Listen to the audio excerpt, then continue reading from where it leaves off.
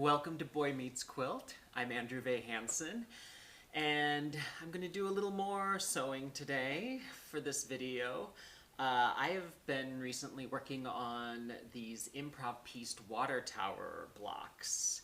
I first made one for my BK Snaps quilt, which you can see here. And this is the quilt that I'm going to be showing in the upcoming Brooklyn Quilters Guild show in March.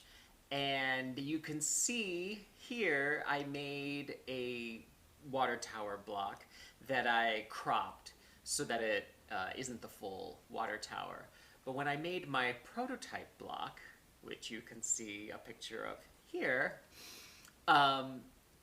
this was the full water tower because I just wanted to see how it would come together before I decided how I was going to crop it. And it turned out really cute, and I was just using scraps, but I really liked how the scrappy look worked really well with this improv pieced look, and it kind of gave it a folksy feel to it, which I was really into. And when I posted it on Instagram, just to show people what I was doing, it got a really great response. And so I thought, you know, maybe this is something I could expand on and make a whole quilt of these blocks. So I've been working on some. I have one here that I've made. So you can see here, it's slightly different. All of the blocks I'm making are slightly different because I'm improv piecing them. I'm not using a pattern. And so each one is a little bit unique, a little bit different. And I've only been using scraps, except for the borders. The borders I'm using from my stash of solids.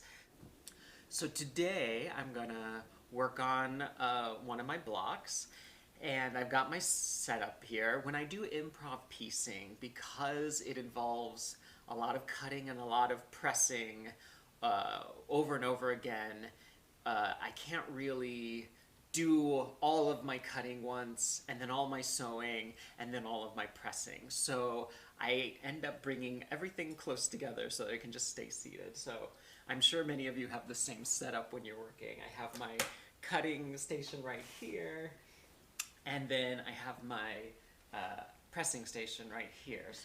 And then my trusty old Janome sewing machine. So let's get started with the actual sewing.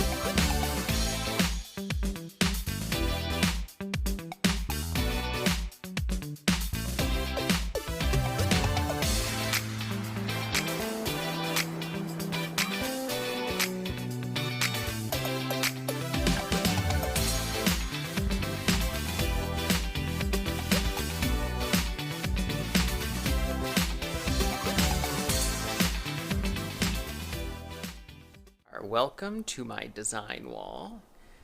So now you can see I've put up all of the water tower blocks that I've made so far, and I've arranged them just to see what the colors are looking like, what the shapes are looking like. You can see they're all slightly different shapes, and I've decided that I'm gonna want probably 2 more blocks, and I'm thinking 2 small blocks. If I opened up the space a little bit, something that could fit maybe here, and something to go down here. Hi everyone.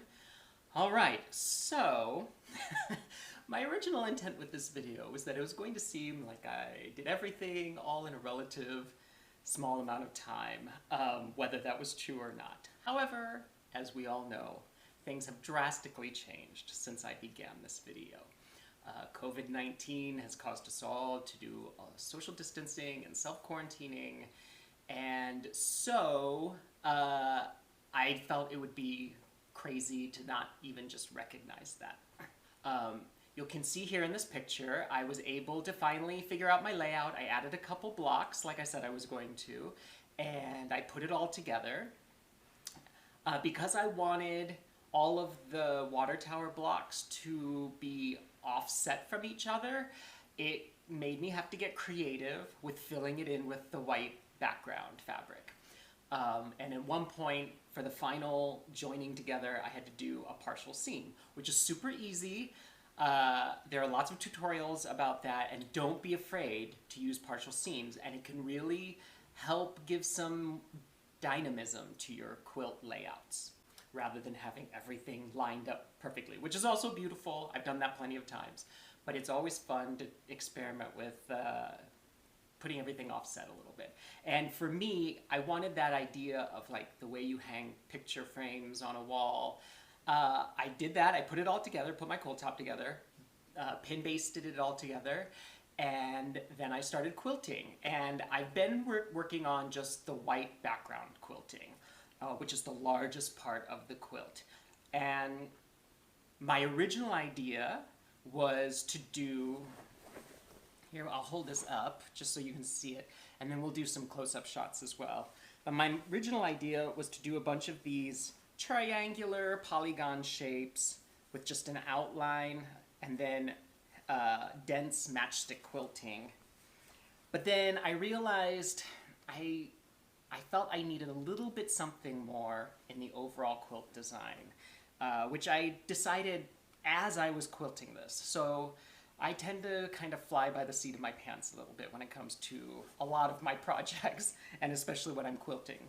So then I started taking some big areas, especially around the edges of the quilt, but also some in the middle of the quilt. And I did more not so dense grid quilting, where I just have these nice gridded squares that kind of look, because of the way I've quilted it, they look like they're in the background, and that these dense matchstick quilting are kind of like bursting out. So here is a little bit, you can see the quilting better now as I'm closing in on the quilting itself. And as you can see, my quilting is not perfect by any means.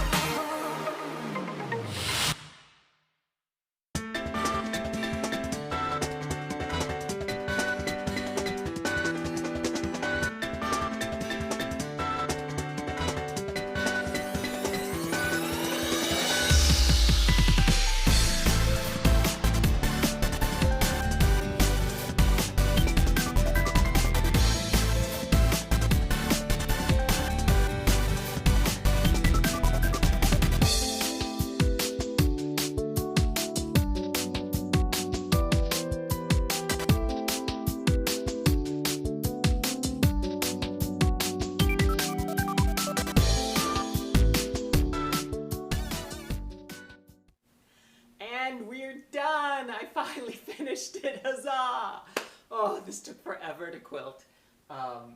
All of the stints matchstick quilting really kicked my butt, but I think it was really worth it in the end. I love kind of the cutesy, scrappy look of the water towers, combined with the graphic, urban, almost comic book quality of the quilting in the background. I think that combination of styles gives an interesting, dynamic look to the quilt. You know, I just like to play with those kinds of things. And I hope that they work. They work for me. Hopefully they work for everyone else. So let's take a closer look. All right, so let's just take a nice view of this whole quilt. You can see all of the water towers I made. They're all completely different, all improv pieced.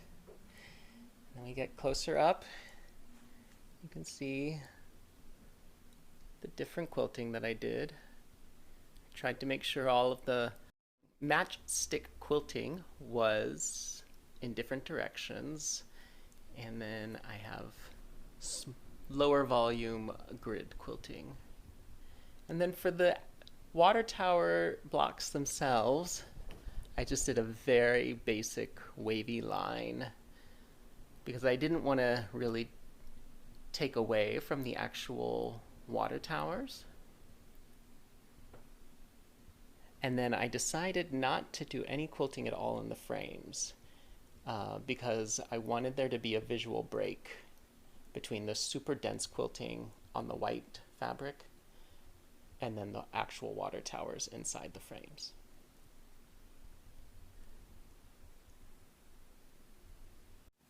And so that's my rooftop water tower quilt, inspired by the rooftop water towers you see everywhere in New York City.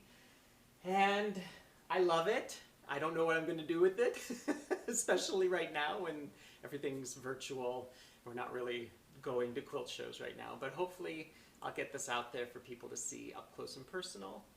If you enjoyed this video, if you want to keep seeing more videos, please click on the like button below, and also be sure to subscribe so you don't miss any of my upcoming videos.